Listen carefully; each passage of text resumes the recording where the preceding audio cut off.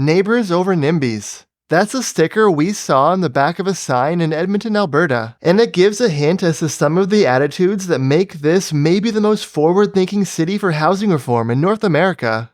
Just walking around, you'll see a ton of new infill housing development that's been built over the past 5 or 10 years.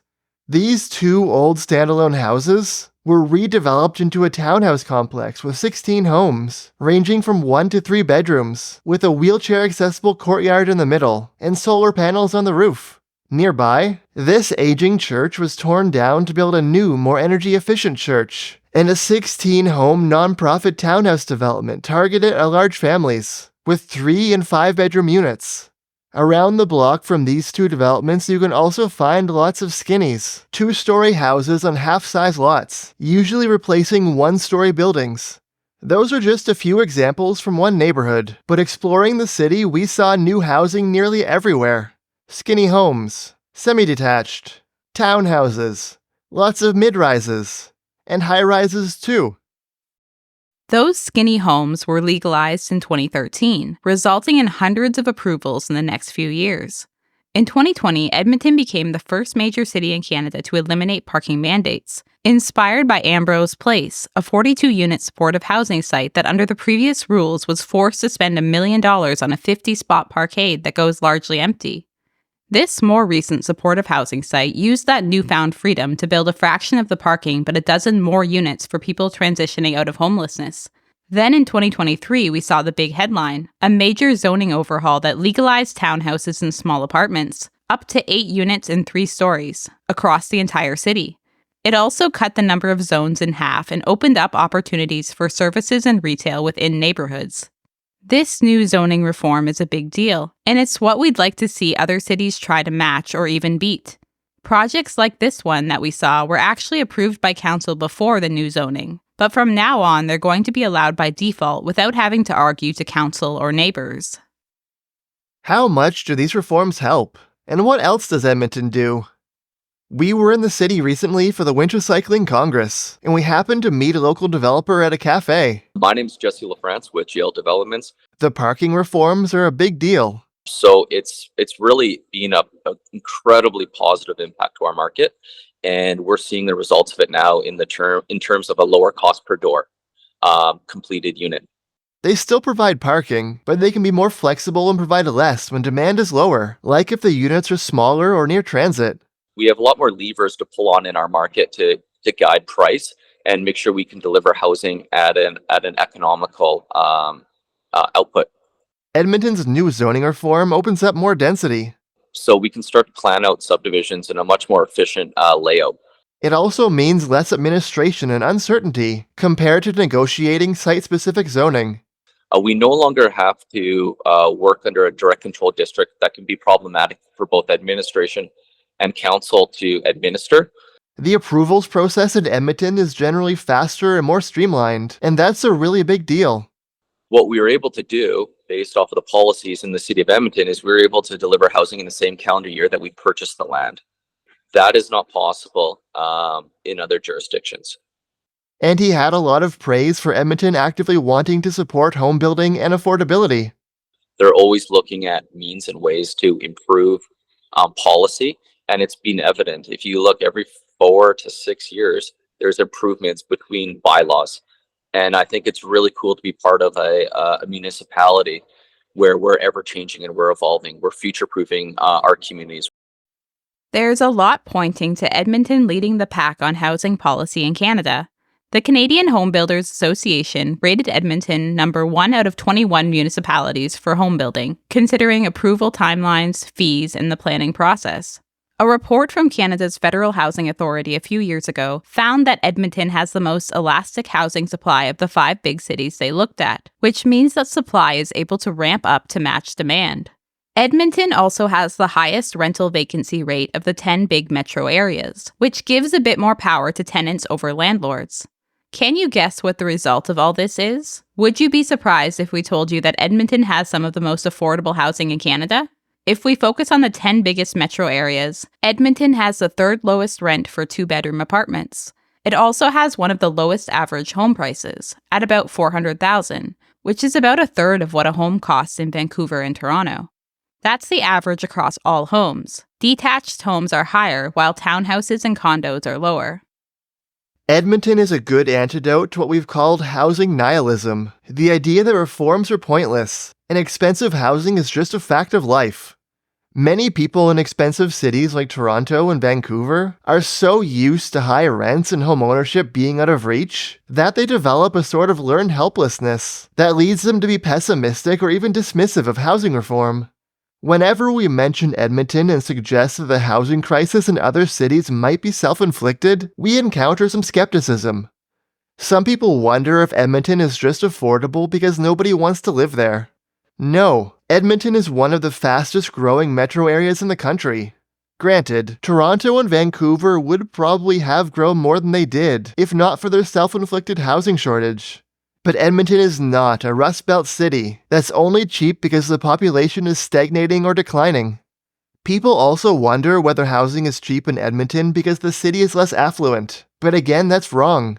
Alberta has some of the highest median incomes in the country, and if we adjust home prices to incomes, Edmonton does better, not worse. And finally, people will ask how we can possibly think that Edmonton has lessons for places like Vancouver, Sydney, San Francisco, or New York, when Edmonton is a smaller city with a lot more developable land due to a lack of mountains and water.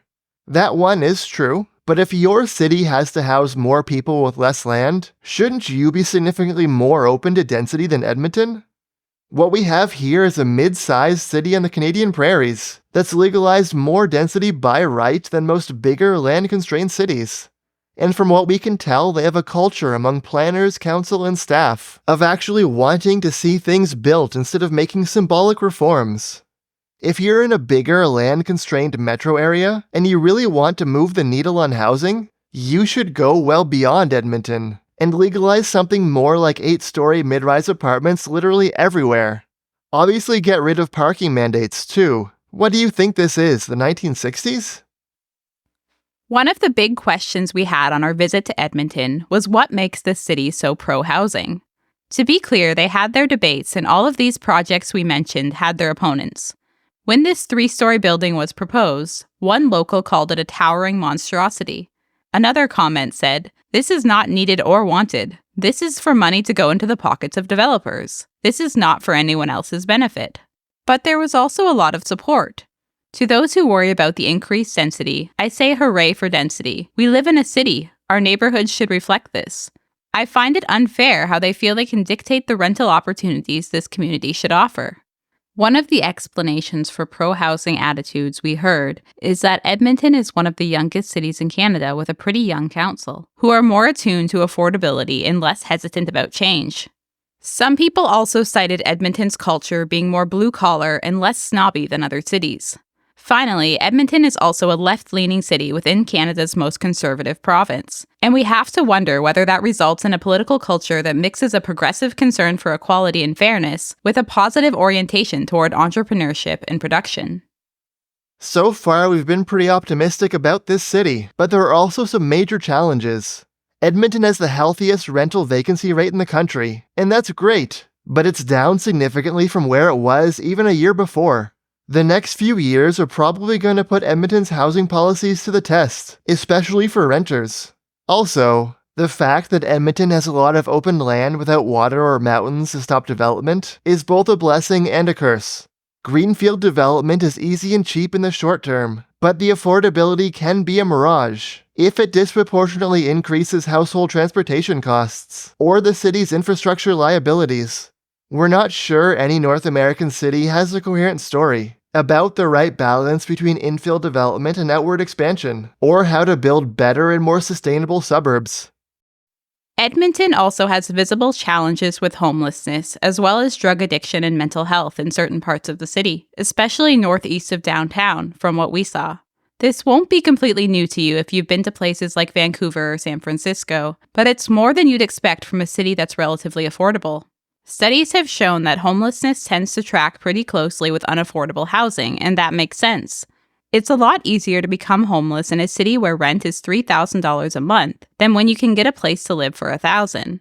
From what we learned from locals, the challenges in Edmonton are linked to it being a gateway to northern Canada, which includes rural and remote communities, places without a lot of jobs, and places that follow the oil and gas industry's boom and bust cycle, where people are attracted by high wages but can end up jobless in a few years. We're not going to pretend to understand the solutions to addiction and mental health, but we do know that providing safe and autonomous housing is the foundation to alleviating homelessness.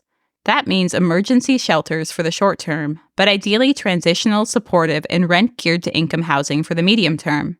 This isn't something the city can tackle on its own, though, and Edmonton is actually significantly underfunded from the province on shelter beds compared to Calgary, according to the mayor.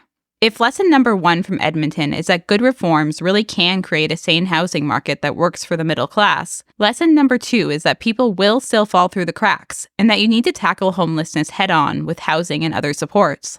Fortunately, good reforms like eliminating parking mandates make it easier and cheaper to provide those supports.